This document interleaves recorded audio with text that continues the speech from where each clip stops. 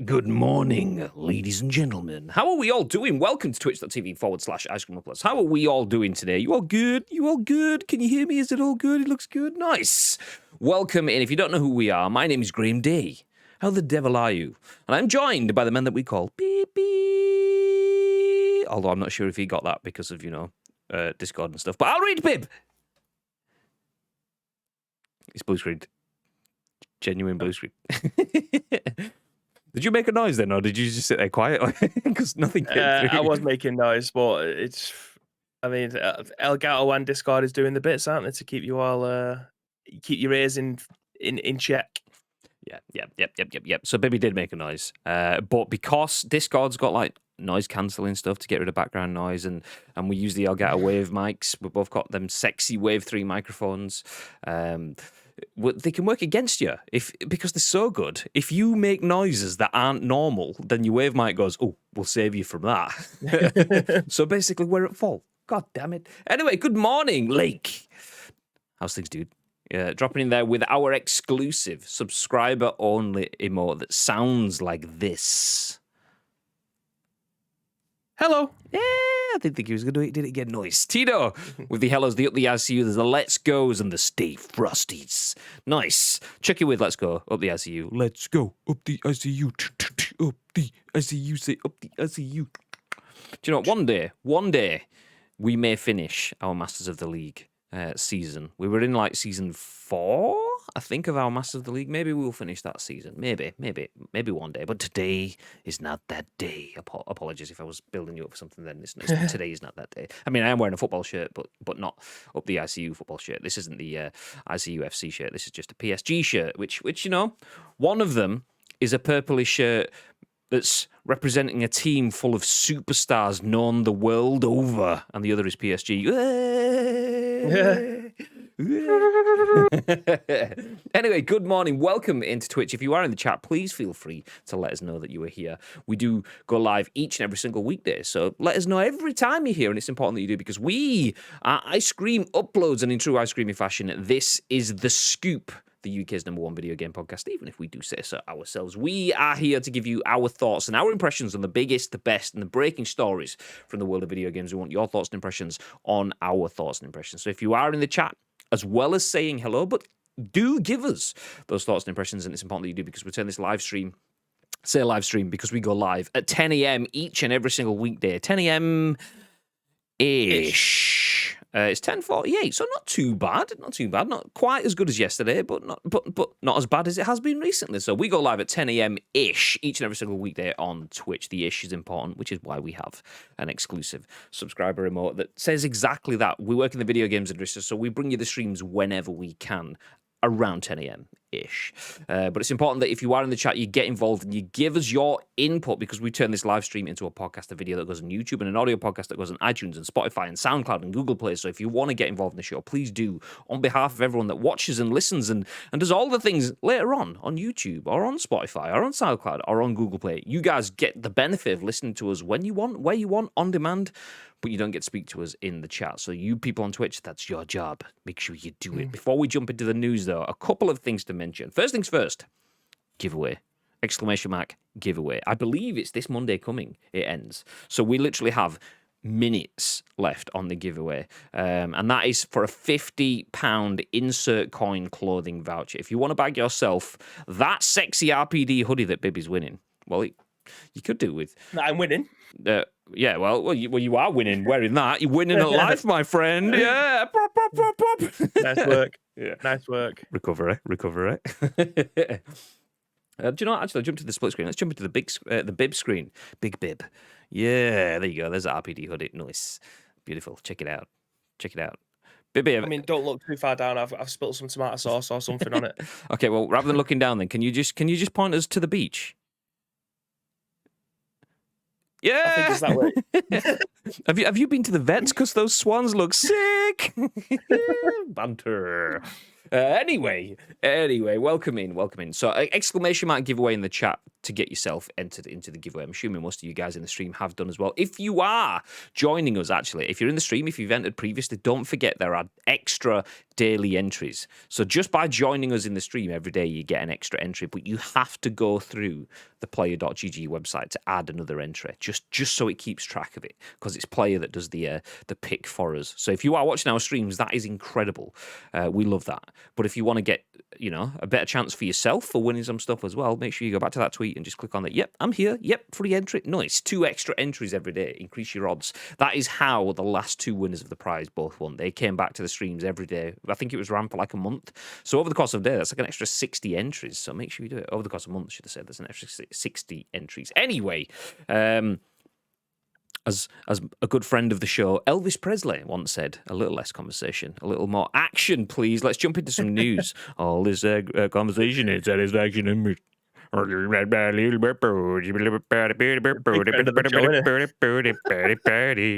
nothing to do with the fact that he was, passed away long before the show ever existed. I think he passed away before I existed as well, actually. So, well, big friend of the show, big fan. Cheers, Elvis. Anyway, so we have a few stories for you today. Baby, you a fan of TimeSplitters? I am, but Jesus Christ. I don't know what happened there. But yes, Graham, I am. I am a fan of TimeSplitters. Well, what's going on with my throat? I don't know. So we're talking about the Wave microphones. A good thing about the Wave microphones is that they sort your voice levels out. They don't really work if you throw up on them, though. So No. we would avoid. That's what I need the guard for. That's what the pop shield for. It's a pop shield, not a slop shield. Anyway, enough of. I'm talking about the Swans being sick. Baby's being sick. God damn it. Anyway, before we jump in, actually, let me ask a favour of you guys. Since you're in the chat and you're all extremely lovely people, and my Slack's going off. Nice. Do you fancy just hitting retweet on that tweet if you've got Twitter? Just go to Twitter and hit retweet on the tweet. Do you know what? I should probably be prepared when I do this. I just keep talking about Twitter, but we're also on Instagram. So there we go. Maybe you're on Instagram. Maybe you could just go hit like on that post, share it, add it to your story, do all the bits. Do it. Do it. We would appreciate it. You don't have to. Literally, that is purely for our benefit in terms of the more eyes that get on the show, the more viewers we get from Twitch, the more followers we get, the potential we have for doing bigger and better prizes for you. So it is for us, but ultimately it comes back into your hands as well. So if you could just hit like on that, and if you do the retweets on the Twitters, it'd be good. Nice. If you're not on TikTok, do you even exist, bro? Well, we are on TikTok. Although we have never posted on TikTok. Okay, Slack needs killing. It's just come to life. Someone's having a conversation on Slack, so the notifications are dead. Notifications are dead. Notifications are dead. These ones are dead. There we go. Hopefully that's everything. There we go. So yeah, we are on TikTok. We are on TikTok, so there you go. Oh, fuck me, I've killed it all already. Why are you used to? Yeah. The only one, literally, the only snacks. The only Slack I didn't know mute just started to come alive after the other. I've literally muted you. Why are you making noise? Why you do this? Okay, mute until tomorrow. Get out. Close. Gone. Okay, there you go. So we are on TikTok. We do have Ice Cream Uploads on TikTok, but we have never posted. So we have reserved it. We do exist on TikTok. So we do exist, bro, but our content just doesn't. So maybe one day, but today is not that day. Today, though, is the day, as mentioned briefly a second ago, for TimeSplitters. Are you a TimeSplitters player? Does anybody in the chat play TimeSplitters or had played TimeSplitters? Would you like to play TimeSplitters again? Well, if you do, great news. TimeSplitters studio Free Radical has reformed to work on a new game. This is written by Andy Robinson at VGC. Steve Ellis and David Doak will bring the TimeSplitters IP back to life.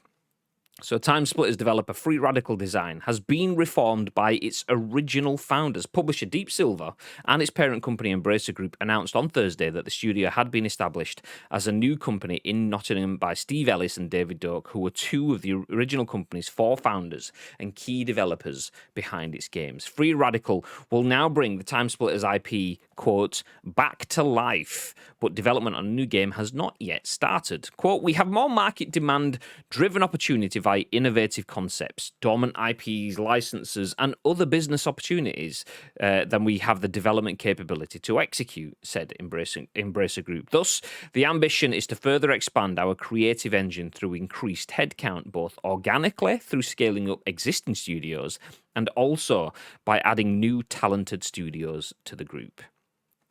In this context, we are happy to announce the formation of a new studio, Free Radical Design, based in Nottingham, UK.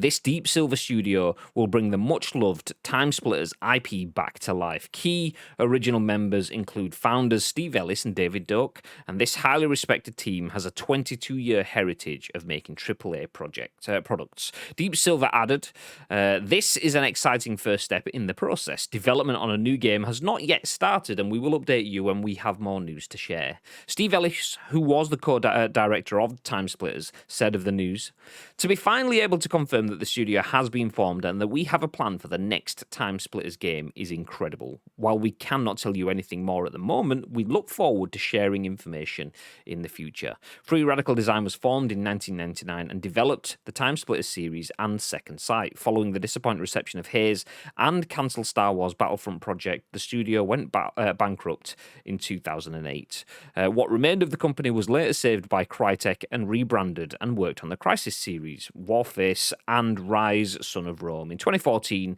it was acquired by Deep Silver and became Deep Silver Dambuster Studios. In 2016, it released its last major project, Homefront: The Revolution. Dambuster Studios still operates within Deep Silver and has around 150 employees, according to LinkedIn. There's no suggestion in Thursday's release that Dambuster will be involved in the new Free Radical company.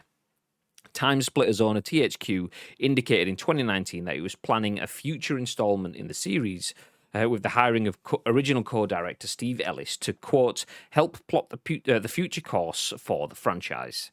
Koch and its Deep Silver publishing label were acquired by THQ Nordic in February 2018, and the group purchased the TimeSplitters property in August of the same year, along with another Free Radical title, developed titled Second Sight. Okay, we can stop there. We can get the idea. Now it's just building up the context. But TimeSplitters studio Free Radical is back, and their aim is to bring TimeSplitters itself back to life. What are your thoughts on that, Bib?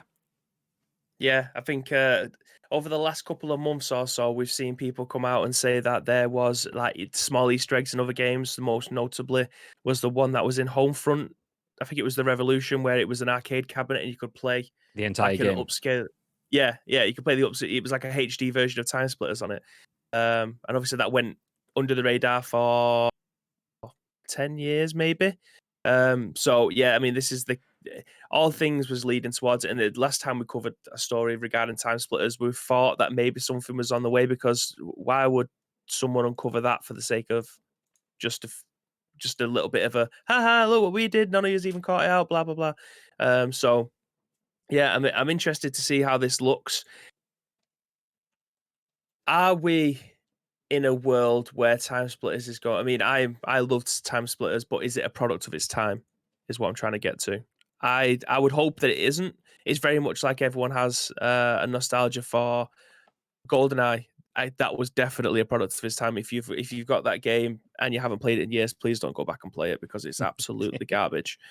But I hope that it was good for its time. It was very, very good for its time. You could probably arguably say that it was ahead of its time. Are we past that point now? I hope we're not, and I hope that they tried to give some new life to it. But yeah, I hope. And I know Jordan was he tweeted something out about TimeSplitters this morning, so maybe he'll have an opinion on this as well. But yeah, is it better to leave it as it was and maybe just remaster it to make it a little bit better, or do you just change it altogether? Like, change the way that the game controls, change the way that the level designs are, and just have a new TimeSplitters, or do you go back and try and remaster or remake the old ones? Interested to see what kind of direction they're going to go in, because I imagine a lot of people will be absolutely mortified if they remake TimeSplitters 1 and 2 and it's completely different. They'll just want a proper remaster, as in like bring it up to 4K graphics, make the controls being able to use both the analog sticks, and the shooting mechanics all up to date, but just with an old school feel to it. Yeah, I think they'll be mortified if they literally rip it apart like they did with Resident Evil, which arguably we've got two very good games out of, but I don't think it would work on every single game. I think it was a product of its time. I hope that I'm wrong, and I hope that they make a very, very good game out of it, if that's what they wanted to do. I think that's where I would see it needs to go. This is kind of a tricky one because talking before we went live about which story we'd lead with, and I said Time Splitters because it gets the people going. It's provocative, and it does. But there's a few games that do that. One less so now is Tony Hawk because we've had a Tony Hawk game, but Time Splitters, Tony Hawk, Simpsons. What's it called? Whatever the Simpsons driving. I can't remember. Simpsons Hit and Run. Road Rage, Hit and Run. Is it Hit and Run? I'm going to say whichever one. Hit and Runs are like the most famous one out of them. So that Skate, obviously, that's inbound at some point when EA decide to share more. Most likely at E3, you'd have to imagine, but maybe not. So this is one of those games that gets the people going. So my thoughts are they have to do something that does justice to the title there. So the easiest and simplest thing is to do the Tony Hawk remaster route. Go back, get the original games, and stay true to the original game. Bring that back. The downside of that is that how far does that go? In terms of Tony Hawk was a huge thing that took over the world, undoubtedly. You didn't do that with the remaster, and it was never going to do because it's skating went from being something that was a niche thing to being center stage at that point in time, and it's not center stage right now. So Tony Hawk was never going to take over the world. Plus, it was a remaster. It's been there, done that sort of moment. It's not a natural evolution. It's just the same, but later. So if they do, what's weird about the Tony Hawk's thing, though? Sorry to cut you up, but because I'll forget about it otherwise. Is Tony Hawk's one of the only sports games that have been better at the arcade stuff? Like, for instance, football games have kind of turned into a simulation, and they got better and better in some people's eyes. But Tony Hawk's was always an arcade skating game, like a skateboarding game. It was always an arcade skateboarding game, and that's what the beauty of it was. But more people seem to be more interested in Skate 3, which was a simulation of skateboarding. Is this kind of like, I mean, forget about that because we've had golf arcade games and they've been fucking abysmal. But then we've got the golf club, which is much better. But it feels really weird that people would prefer the simulation than the arcade of some things, but not others. Yeah, it's kind I don't know. You've got to get that secret sauce for every individual situation. So Tony Hawk had enough that applied to the skaters. I remember watching a documentary and they had like what the fuck? I'm not even going to mention that comment. You are just getting banned. Get out. Absolute weapon. Tony Hawk. There's his badge of honor. Yeah, absolute big things. Tony Hawk kind of came at this perfect point in time where they didn't really know how to make skating games. They being the industry, they didn't know really where to approach it in terms of what direction, what sort of angle. Whereas that one kind of went from skate culture, and it had like obviously it had the soundtrack was a big thing. We still talk about the soundtrack now, and that was defined by the skaters and the naming of the moves and how it kind of worked. So it's just kind of getting this, like I say, hitting the sweet spot. Lightning in a bottle. Yeah, exactly. So arcade can be hugely successful, but then again, so can sim. It's the same thing as like Need for Speed Underground was arcade, but Gran Turismo was sim kind of thing, and it just depends on the needs. Some people want to be a skater but can't be asked with the mechanics of being a skater in terms of the physical side of it, getting the scrapes, the cuts and the bruises, and going through the sim is the digital equivalent of that.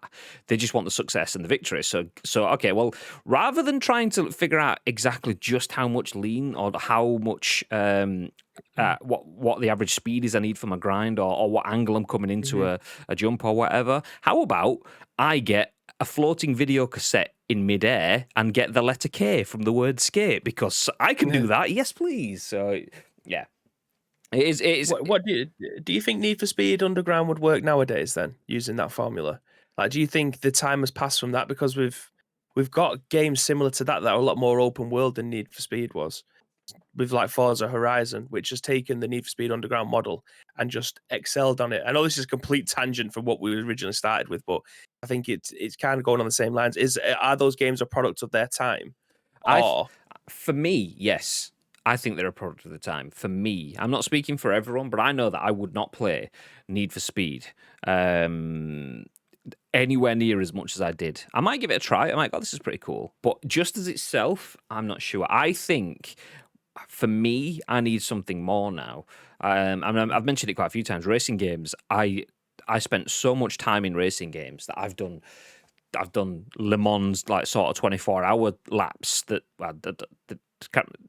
Is there actually a 24-hour one in Gran Turismo? I imagine not, but I've done like 2-hour endurance races and stuff in Gran Turismo. I've done Colin McRae Rally, I've done Destruction Derbies, I've done TOCA touring cars, I've done then side-ish sort of games, the drivers and the things like that, and so on. For me now, if I'm going to play that, I need that to be in something that is a bit more open world. I know not everyone wants open world, but I've played State of Decay, that has cars in it. Why can't I just get my cars in that? I've played Gran Turismo, that has cars in it. Grand Theft Auto, that has cars in it. Why can't we just do that?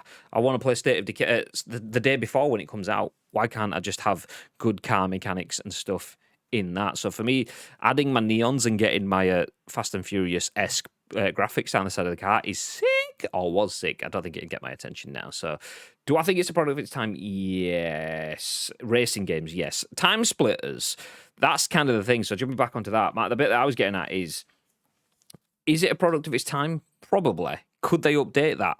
Probably. But I would... There's two ways. You either go for the remaster remake step by step, pixel by pixel, effectively, like Tony Hawk did. But you start off on a lower level. And for me, it's all about brand propositioning, because whilst it's a huge series and it's got a lot of love for it, there's also a lot of people that have not played TimeSplitters. And if they just come back as it's this small mapped old game kind of thing that's just being made modern, then that's the first impression you're making with a lot of people. So for me, I would do what NHL did recently. Smash NHL new game, but there's also NHL 94 if you want to play the old one. Yeah. We'll give you that as a free thing on the side kind of thing. That's where I see them. I would see they need to go new. Take the virus modes and stuff that people absolutely loved in TimeSplitters way back when. Bring the mechanics of that into something bigger and better. Stick to your game. You don't shoehorn a battle royale in there just for the sake of it. If it's going to work and you think you can add your own spin to it, nice. If not, don't bother. Just take TimeSplitters, make it modern, build some bigger maps, because that's the thing. I mean, Bibby mentioned don't go play GoldenEye anymore because it's gash. It's in itself, for what it is, with time considered, it was okay. But when if you play multiplayer games now, you play Call of Duty or Battlefield or whatever, shooters, and you go into GoldenEye, it literally feels like I'm sat in this bedroom and Bibby's sat at the other end of this bedroom, and that's the size of the map. Yeah. I wonder where... Oh, there he is. It's like, oh, there you go. That's the whole game.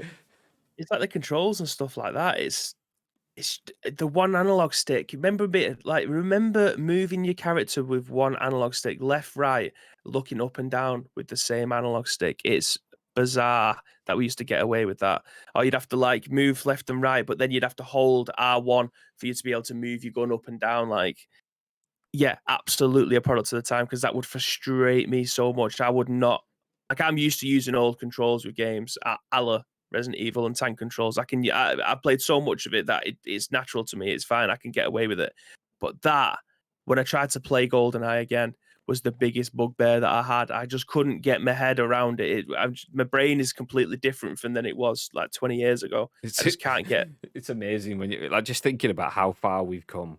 You go back 20 years and we had pads that didn't have sticks. It was just up, down, left, right kind of thing. You go back 20 years before that and it was just one stick and a red button. That was it. In 20 years' time, I mean, the controllers haven't changed that much in the last 20 years, but in 20 years' time, if it goes at that rate, we've gone from no stick to 2 sticks. In 20 years' time, there's going to be 4 sticks on the controllers. Yeah. It's wild. It's wild. Again, I hope that this isn't a product of its time because I think it does deserve, and I think it will have a big enough player base just to potentially support whatever game comes out of it. I'm just interested to see what they do. And I think that's obviously a good thing because they've got people guessing. I am probably going to support this game because I do like the franchise itself. Maybe not as much as Jordan said. It's his favorite one outside of Halo and Final Fantasy. Obviously, that for him is a massive statement.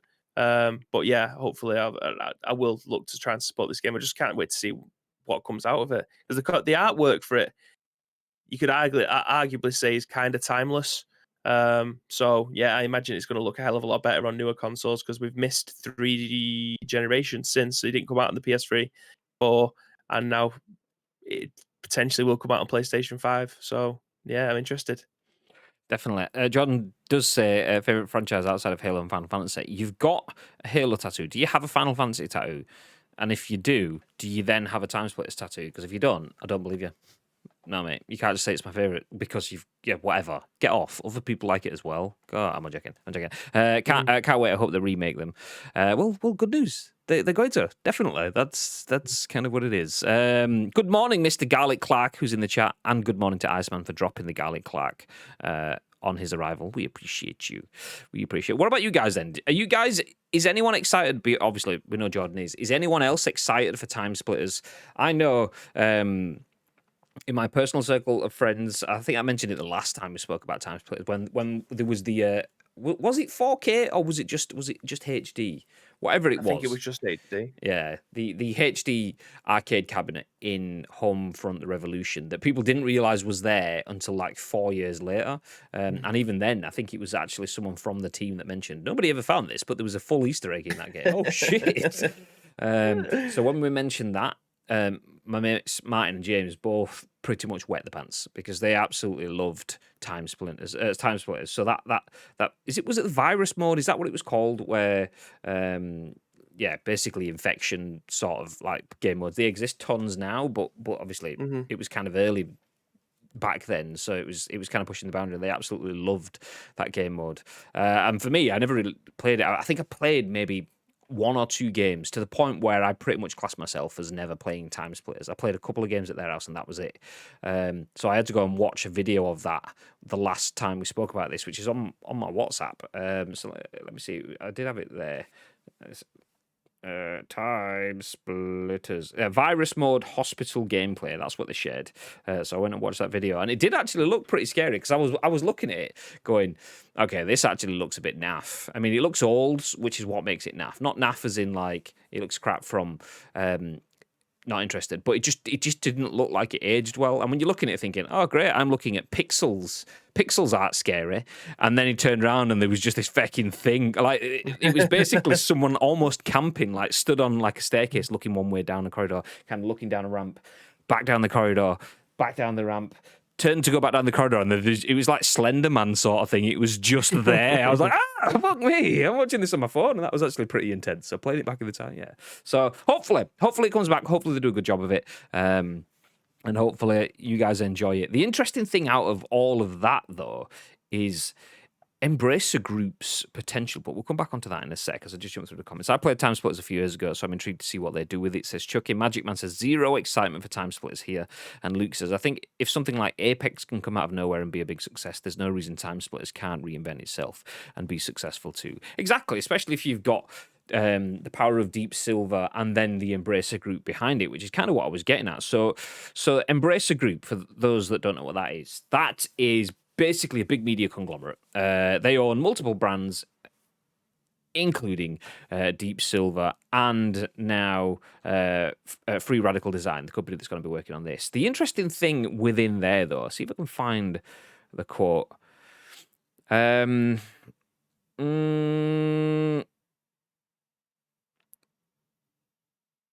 There you go. We have more market demand driven opportunity via innovative concepts, dormant IPs, licenses, and other business opportunities than we have the development capability to execute, said Embracer Group. AKA, we have a shitload of content. We have the potential to make an absolute shitload of games, but we don't have the ability to create these games right now. Next comment. Thus, the ambition is to further expand our creative engine through increased headcount, both organically through scaling up studios and also by adding new talented studios to the group. So basically, we're going to beef out our studios. We're going to buy new designers. We're going to buy new developers. We're going to get level designers, scale up internally, but also do what Sony and Microsoft have been doing recently, and we'll buy that. And EA with Codemasters will buy that. Bethesda, yep, Microsoft will buy that. Is that what the industry is going to turn into? Is it going to be a few powerhouse companies that just buy up every other developer or every other potential developer? Because it seems like it. I mean, I do kind of like the idea of that, though. I don't want, not entirely, so not to the point where we just have a few voices controlling everything from the top, but I like the idea that we do have, obviously, the PlayStations and the Microsofts and the EAs, but I would like another couple on, say, the category below. If they're AAA studios and brands, then the double A's. Let's get somewhere in that. So if Embracer can start soaking up things, I mean, they're huge. THQ Nordic owns a shitload of content, a shitload of brands, a shitload of IPs and studios, and they are within the Embracer group. So those looking to scale up should hopefully transition into something that could be exceptional for us as gamers. The Metro series, the Homefront series, Saints Row series, TimeSplitters series, Rise series, Crisis. I mean, that's just off the top of my head. There will probably be tons and tons that absolutely deserve even more of a shout out. So yeah, go on, get a few more staff, get a few more studios, get more people in jobs, look after them and pay them well and don't crunch them, and then we can all have wonderful games together at the end. Nice. Everybody wins. Winner. Let's jump ahead then. Next news story of the day. Would you like some more games news? Well, that's fine. Tune in at 10 a.m.-ish each and every single weekday for the scoop. But if you can't do that and you want something else, maybe something that's a bit more of a standout event, do you know what? I mean, the real journalists make news each and every single weekday on Twitch. The mediocre journalists do special events every now and then. And you may have heard of Jeff Keighley. Yeah, I know when I say mediocre, he's no scoop, is he? No, but the man that is Jeff Keighley will be bringing back Summer Game Fest. It returns on June the 10th. This is written by Andy Chalk at PC Gamer. And it says, Jeff Keighley's big show is not as big as the Ice Cream Uploads Scoop, which features every day on Twitch, but it will feature more than 30 developers and publishers, Day of the Devs, and Weezer. Nice. Yeah. You're goddamn right. So the Jeff Keighley-led video game extravaganza Summer Game Fest will return for 2021 on June the 10th with a 3-hour live stream event featuring reveals from more than 30 developers and publishers, a Day of the Devs indie showcase, and a musical performance by a band that Bibby seems to appreciate a little bit called Weezer. Naturally, we'll have to wait until the big day to find out exactly what's in store, but it's an impressive lineup of companies taking part. Let's look into the chat and see, oh, look, there's Mr. Asim Tanvir. And let's jump back into the article and say 2K Games, Activision, Amazon Games, Annapurna Interactive, Blizzard, Capcom, Devolver Digital, Dotemu, Electronic Arts, Epic Games, Finji Frontier, Gearbox, but a lot more studios. You can see they're all in there. The timing is interesting too. June 10th puts Summer Games Fest just 2 days ahead of the also online only E3 2021, which is scheduled to run June the 12th to the 15th. There's no connection between these two events, as far as I know anyway, but Summer Game Fest is affiliated with the next Ubisoft Forward live stream, which is scheduled for June 12th and is a part of this year's E3. It's all a bit confusing, but the long and short of it is that June is going to be a busy month. Along with Summer Game Fest and E3, we've also got the PC Gaming Show and Future Game Show on June 13th, the Steam Next Fest coming on June 16th, and EA Play Live on June 22nd. It's Gamer Christmas. Summer Game Fest 2021 officially gets underway at 6 p.m. BST, so 6 in the evening on June the 10th. That's in the UK. And will be streamed on Twitch, YouTube, Facebook, and other platforms. You can keep track of everything that Jeff's got cooking at summergamefest.com. Ooh, Summer Game Fest is happening. Returns on June the 10th. 2 days before E3. Is that an accident? What are your thoughts, babe? I'm just checking the dates now. So June 10th is a Thursday. So that's going to be one hell of a week. That's going to be a proper 5 or 6 days, that, isn't it? That's a lot of content. That is so much content. Think of all the contentivities. Oh my god. June 10th fucking starts on a Thursday. Okay. But no, again, I can't wait to see it. Let's get one thing straight. The most exciting thing that's coming out of this Summer Games Festival is the fact that we're going to see Weezer. And I genuinely mean that. I don't care about the games. I fucking love Weezer. So, yeah, I mean, all of this shit, you see that shit anywhere, can't you? But Weezer are like 50-year-old men now. We're never going to see them knocking about that often anymore. But yeah, no, obviously that's a joke. I'm excited to see what gets shown here and then potentially gets regurgitated again for the 2 days time. Because there's going to be some companies that are going to be in this that are going to be in E3. So is it a case of they paid more to show it first, or is it going to be we're going to show you a snippet here and then a snippet there? I don't know. Yeah, I'm intrigued because whilst the Game Awards is big, Summer Game Fest arguably has been a bit flat in comparison to E3 and in comparison to the Game Award, not Game Awards, Gamescom. That's what. But even Gamescom's opening night live is still quite flat in comparison to E3 and to the big Xbox shows and the state of plays, the full conferences. Summer Game Fest and opening night live have been okay. They're nice. They're little celebrations, but that's it. Little celebrations. You don't get the world premiere, but they're like the big ones. You'll get like world premiere, and then it'll be like, oh look, Rabbids are back. Yay! I mean, if you like Rabbids, fill your boots. I don't, but that's kind of where I was going for that in terms of it's games. It's not. You don't tend to get the big money stuff like at the Game Awards 2 years ago. This year, 2 years, well, from December 2 years back, if you know what I mean. That's when we got the first view of the Xbox Series X console for the first time. That's how big the Game Awards is. We've never had anything of that size before for Summer Game Fest or the like. So to see how they've moved with this, it's definitely a bit of a chest move. Puff out your chest, say it with a bit of force, do your thing. So Jeff Keighley has he's openly spoke about being disappointed with the ESA in the past. Was it Jeff Keighley that turned down the opportunity to present at E3 previously because he didn't feel that the ESA did a great job last year? I think that was in terms of representing the video games industry, putting on a good show, answering the questions that were asked of them when it came to responding to leaking people's details and booting people out of the events without the great transparency. So he's basically gone, fuck the shit. He has a lot of people on his side. Is this Jeff Keighley muscling in and either A, killing off E3, or B, trying to get the ESA to take... Okay, well, E3 is kind of make or break now. So if Summer Game Fest comes and has the big news and is affiliated with Ubisoft Forward and everything this year, next year we just kind of have to amalgamate the two, i.e., E3 becomes part of Summer Game Fest. I mean, it could be that kind of move. The fact that he's pushed it 2 days before, even. Benno Wilson, welcome back, and thank you very much for the Prime. How's things, dude? Good morning. Love it. Good morning. Hey, subhypes. We'll love to see it. Love to see it. Cheers, dude. Appreciate it. So yeah, is this Jeff Keighley trying to take control of that summer space? What I keep calling the Game of Christmas period, the E3 period, where you get, I mean, EA Play isn't part of E3, but you get the same sort of thing. It's usually the same weekend or the same week in LA if people have to attend it.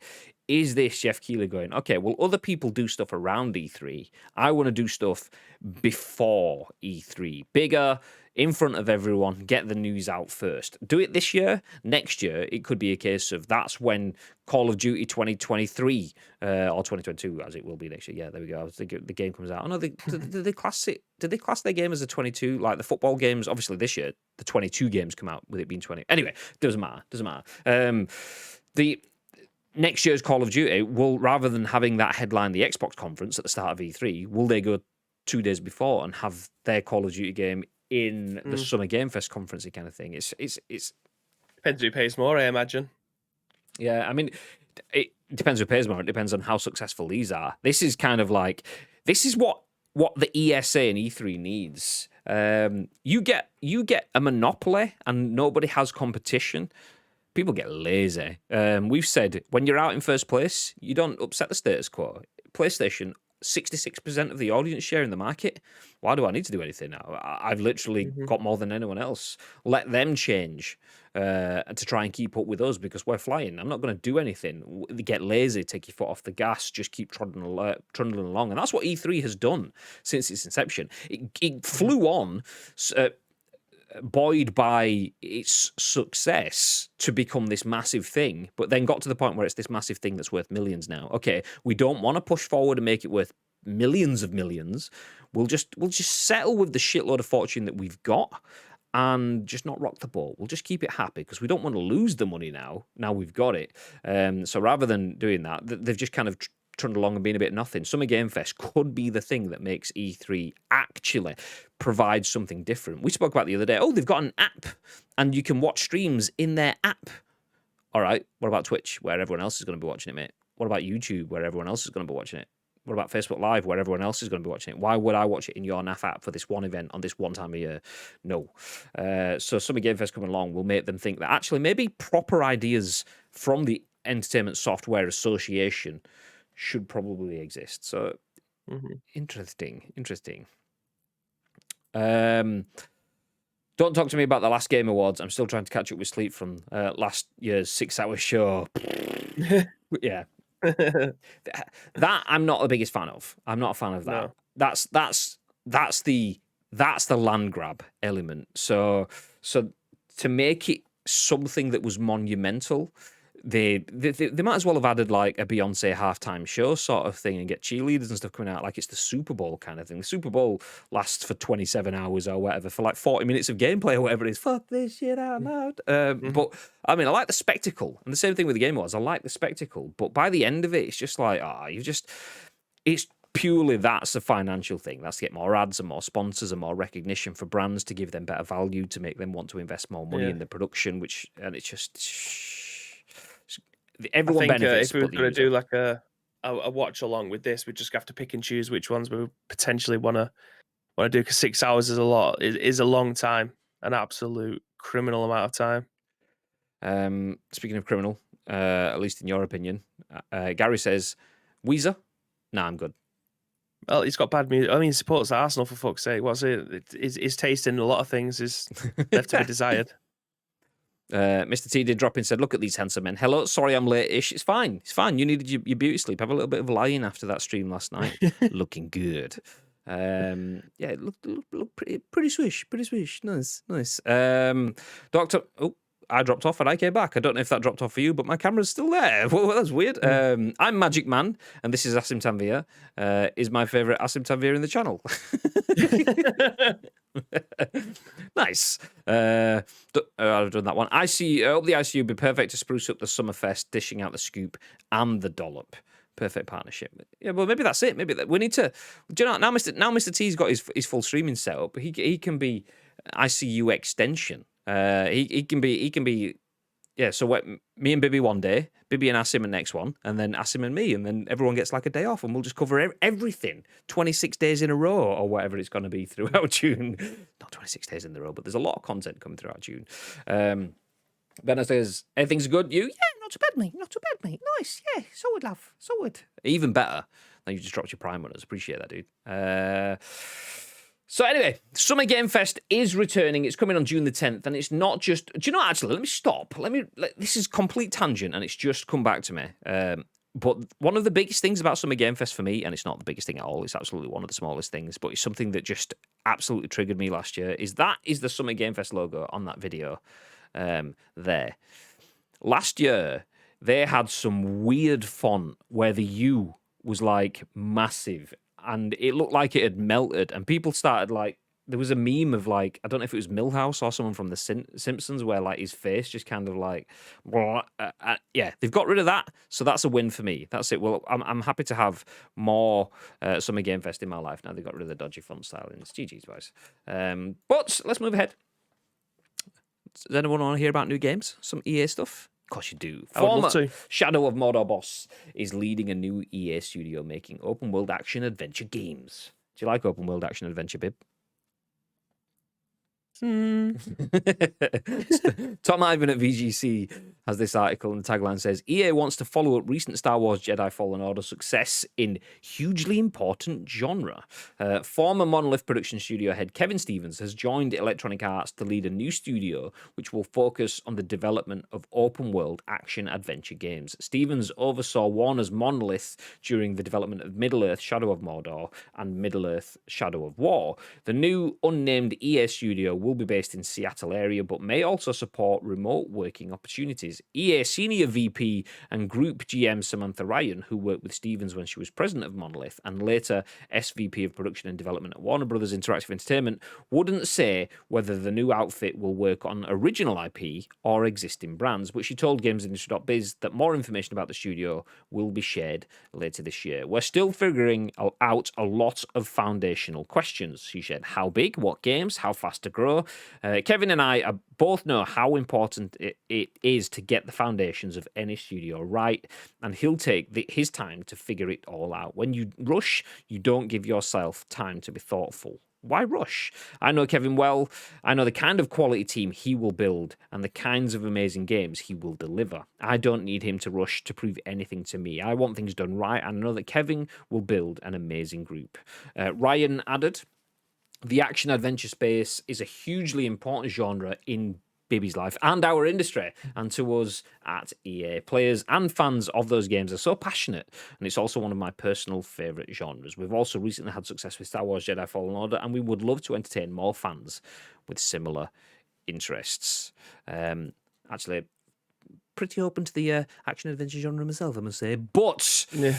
It's not about what I want or what I'm doing. It's about what EA are doing. They've hired the former Shadow of Mordor boss to bring a new EA studio focusing specifically on action-adventure games. Thoughts, babe? I don't know, because this has been said probably for like the last 12 months.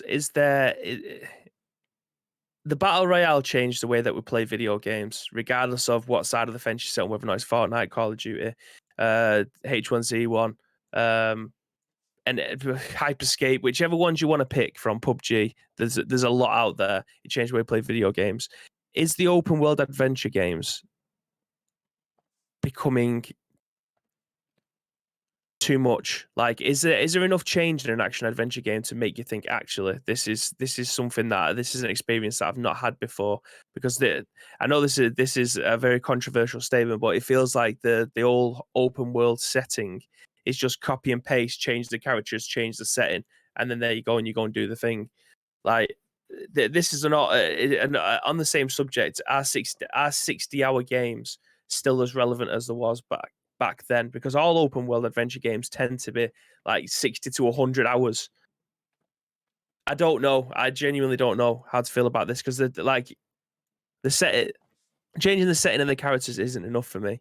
I feel like we're going through enough of the same game. Like, Ubisoft is the biggest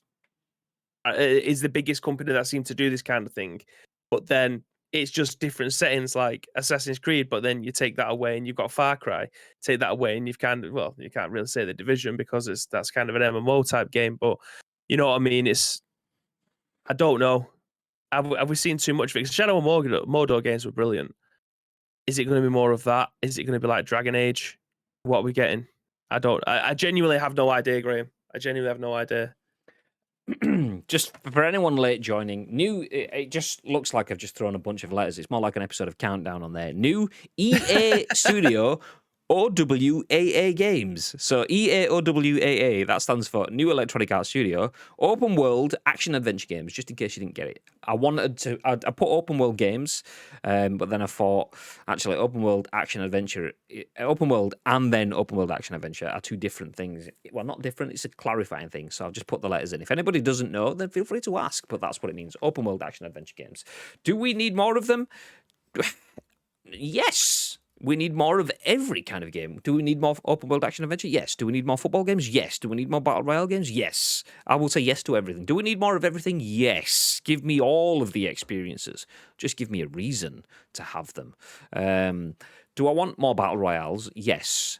Is there too many battle royales? Yes. It's all depends on how you clarify those statements. Would I like more battle royale games? Yes, I would.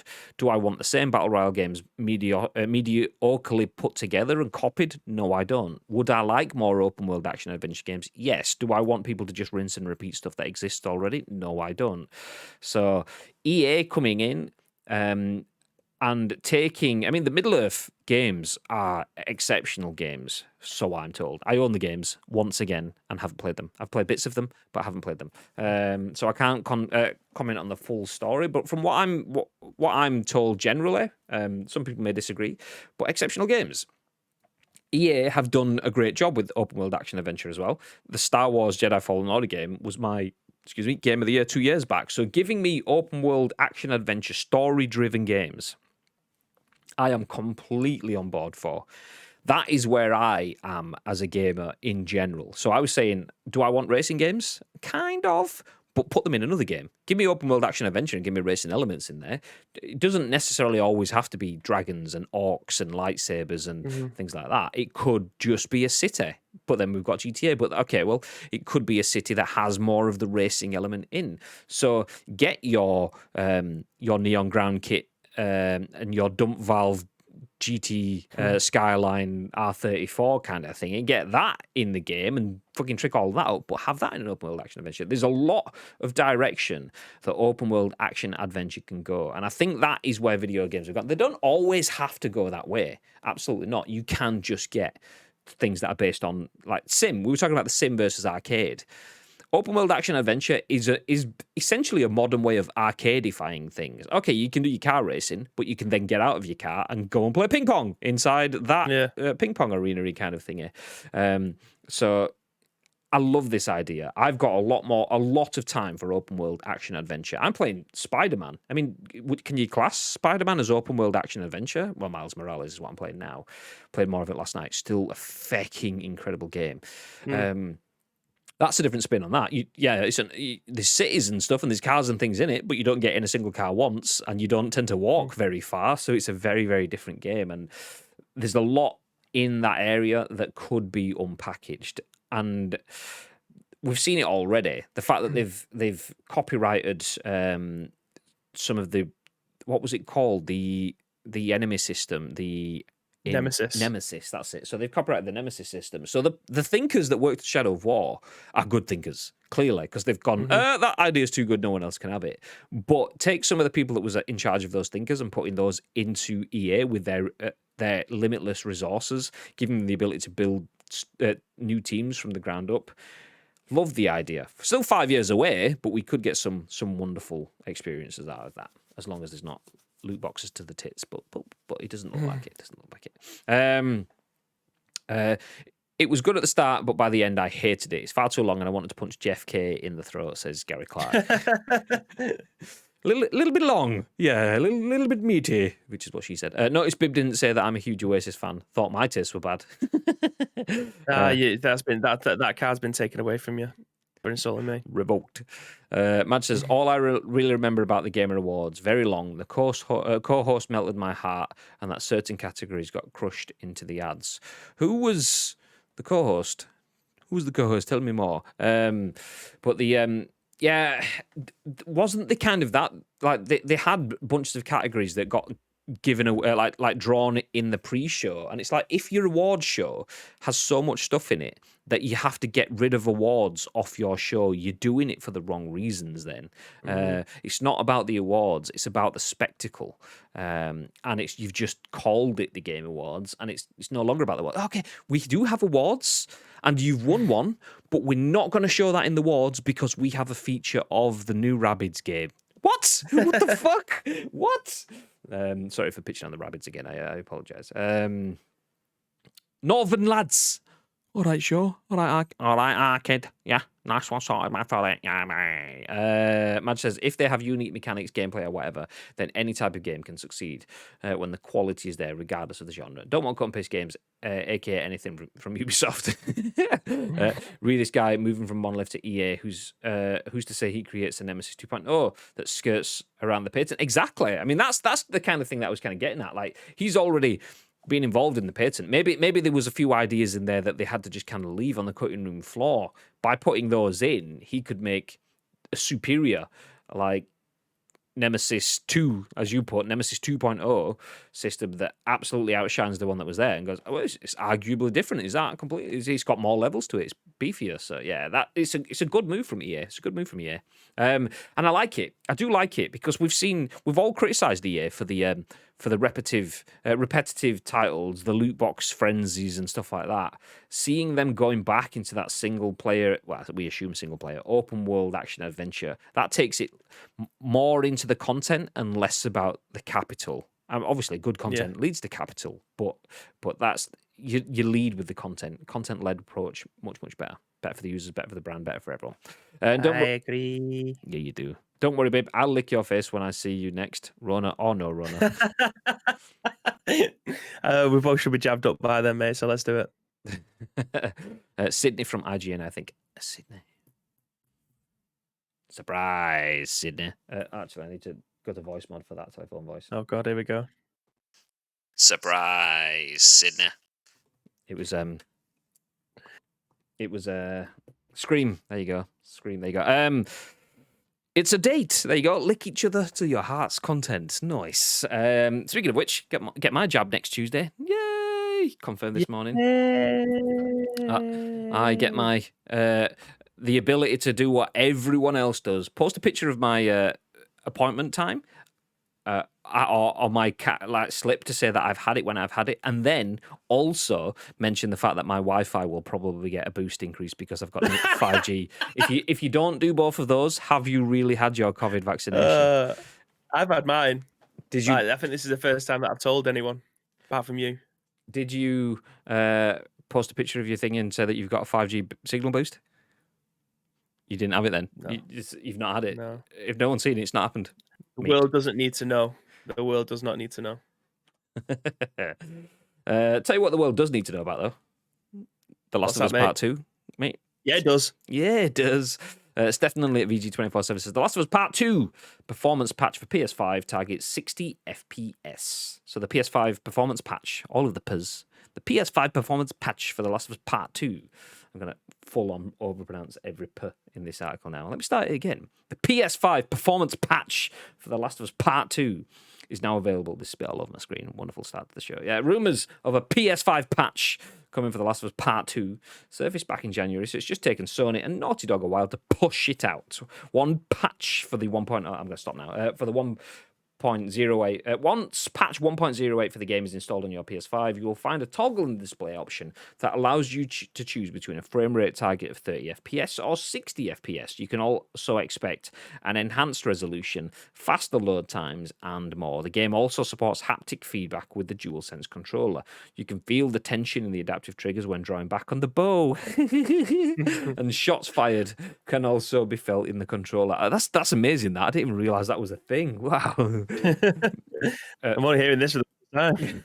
Let me read this paragraph again. The game also supports haptic feedback with the DualSense controller. You can feel the tension in the adaptive triggers when drawing back on the bow. Oh, what's that noise? Oh my god, it's the QI Quackson. Oh no. DualSense will also rumble when you start up the engine of the motorboat, and you will feel it when you hit obstacles. So if you own the game and are lucky enough to have a PS5, give the free patch a download now. That's lovely, because that is a game that I'm playing very soon. I was going to play that, but opted to start and finish Miles Morales before starting The Last of Us Part 2, because I just played Spider-Man and I thought it'll be fresh in my mind. So yes, great Wonderful. I didn't play it for 2 weeks, and in that time, a PS5 enhancement patch came out. So wonderful decisions I didn't even know I was making. But just in case you didn't know, the DualSense controller, like if you pull back on the trigger, quite often it can feel like you're pulling back on a bow. The tension builds up with the figure, with the trigger. That's amazing. I didn't realize that that's been included in every single press release that's ever existed. Fuck. Anyway, so bow and arrow, PS5 DualSense. Let's get a bit of QI practicing going again. Yeah, there you go. Great news on this patch. Last of Us Part 2 was absolutely brilliant. Just like you. Good morning, Mr. Eternal Lee. How's things, dude? How's things? Good morning. We started out talking about... were you here earlier on and just keeping quiet? Because we did start talking about the Embracer Group and the announcement of TimeSplitters. Obviously, Deep Silver... Koch Media, all part of the Embracer Group. Were you keeping shh? Or have you just turned up? Either way, welcome in. How are you doing? Ronnie Barker's fruit and veg salesman character from Open All Hours would be proud of that P pronouncing, Graham. Granville. There you go. PlayStation Performance Patch perfectly punctual perpetuates player participation. You love to see it. You absolutely love to see it. I'm surprised I managed to work. I can't say Xbox and boss back to each other, but I can say that. There you go. Clearly, P is the letter that I can work with. I wasn't here mainly for that reason. I appreciate the foresight. Thank you very much. But welcome in, dude. How's things? Are you good? So, Last of Us Part 2, performance patch for PS5. Perfectly pick up a penguin. Have you played Last of Us for PS5, babe? I haven't, mate. No, and it's something that I'm quite ashamed of, to be perfectly honest with you. I've not even picked it up. Still working through. I mean, I've finished Resident Evil. I'm very nearly finished my second playthrough. Am I going to play it a third time? Absolutely. Village of Shadows, I'm coming for you. But yeah, I mean, I still haven't picked that up. So yeah, I'm working through my backlog. Then we've got Knockout City coming out tomorrow. It's when am I going to fit it in? I could tell you, but you're not going to like it. God. No, there's so many games. So I am happy that we haven't played The Last of Us Part 2, genuinely, in the fact that that this is here. It was a case of I was going to play it at launch, but didn't because there was other things, and I was going to play it straight after playing The Last of Us, but didn't because there was other things, and it was your fault, chat. It was your fault. So when we streamed The Last of Us remastered, then we did the was it the Left Behind DLC afterwards? So that was it. We opted to play for Left Behind, with the thoughts that we might not get into The Last of Us Part 2, but we decided to box off that story, which is probably the right thing. So we played through all of The Last of Us Part 2, played through all of us Left Behind, all of Left Behind, should I say, and then we were going to jump into Last of Us Part 2, but we ran out of time because it's such an amazing game, and we spent all of the time, as you rightly should when you play The Last of Us Part 1, spend the time to take in the environment, spend the time to explore, and we did a lot of that when we played through it. So I haven't played through it yet, and I'm glad because we have this performance patch, 60 FPS, 4K. Is it? I'm assuming it's 4K. I think it was 4K before anyway. So yes, 60 FPS, 4K. Nice. I will take that. Yes, please. Yes, please. Very good fan says. Hope you guys are well. We're good. Yeah. Don't play golf and stay in, Bibby. That's how you can fit the games in, says Tito. No, that's never going to happen. It's never going to happen unless it's got weather like this today, because it's abysmal in Manchester. Well, I have my blinds closed. However, I can tell when it's nice outside because you get like the blinds halo, the glow around the edge of it. That doesn't exist. There is no. Let me see if I can show you. Is my alternate cam in place? Let's have a look. So you can see there's that slight glow there. Yeah, usually that's like a ha ha ha. Yeah, no, it's clearly pads outside. There's no point even going out there. So yeah, there you go. If you have a PS5, down all day, 12 degrees. Oh, lovely. Nice, warm and sticky. That's what she said. So if you want to put yourself through The Last of Us Part 2 on the PS5, now is the time to do it. A bunch of people have got PS5s yesterday, including me. I got PS5 number 3. Yeah. Hey. Although that one wasn't for me. I made the awkward mistake of buying it for a colleague and then not charging them any extra. God damn it. World's worst. They actually paid you a penny less. Oh no, because I paid for $4.99. I didn't even charge him the extra penny just to round it up to $4.50. God damn it! Graham scalping all the PS5s. Yeah, I was awake early doors and I saw them all going up, and I was like, "Luke, you might want to keep your eyes on Amazon. Get it added to your wish list. Get it there ready, and that way you can get it." And I was, "What's happening? Have you got it?" He's like, "It's not working. It's not working." So I was like, "Let me just try." Boop, straight into my basket and sold. I was like, "Hey, well there you go. I'll get that sent to the office. You can pick it up from there. Just send me the $4.50 when it finally arrives." So Luke's got a console today. Yay! For Luke. Well, I say that it's been dispatched. It's arriving at some point between now and 10 today. PM. Yeah, 10 p.m. ish. But that's it. Thank you everyone for joining us. Do you know what? The Last of Us conversation has reminded me. I do need still to export all 12 episodes of our Last of Us playthrough over to YouTube. I will do that at some point in time. If we were to do that, would you guys be interested? If you follow us on YouTube or subscribe to us on YouTube, you will get spammed because there's like 12, 13 episodes, all of them around 40 minutes to an hour long. Would you be interested in watching The Last of Us playthrough if you didn't see it last year? And if so, how would you like it released? That's what she said.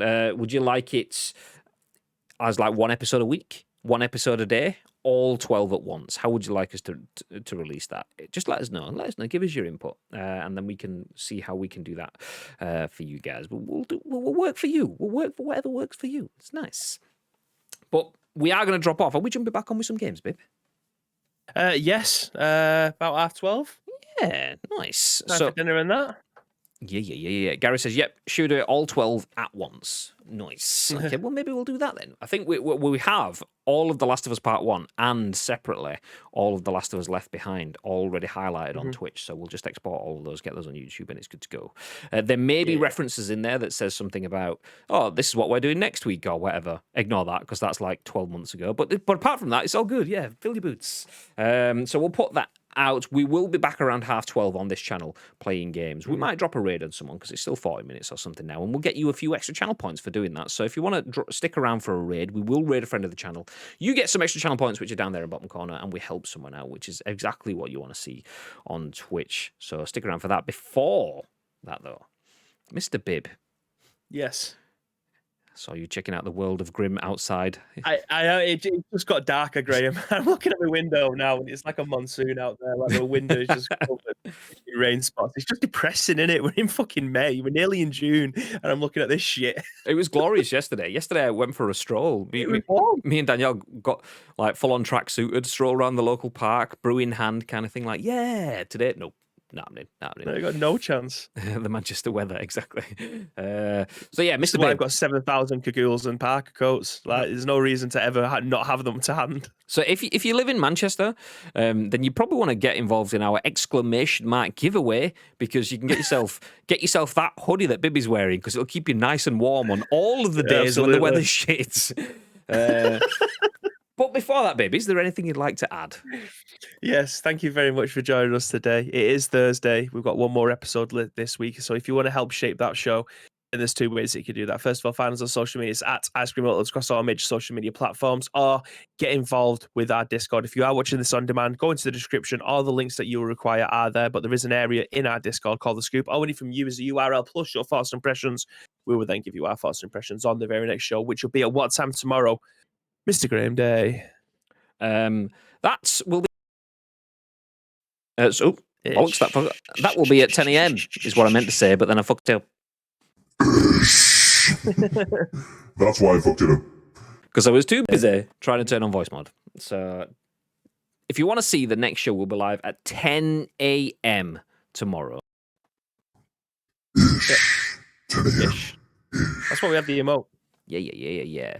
Gary dropping it in the chat. I'll drop some in as well. Boom, some issues for you there. And I'll drop my pen just as I said that as well. Hey, it wouldn't be a scoop if I didn't drop my pen halfway through. Well, at the end. But that's it. We're going to drop off. I will find someone to drop a little bit of a raid on. Stick around for the raid. Get yourself the extra channel points. Say hello. Let them know that you came from Ice Cream Uploads. And we will see you back here on the channel in a little over half an hour for some State of Decay or PUBG or whatever. We will see. We will see. See you at 12:30. Until then, have yourselves a fantastic day. And Steve Frosty.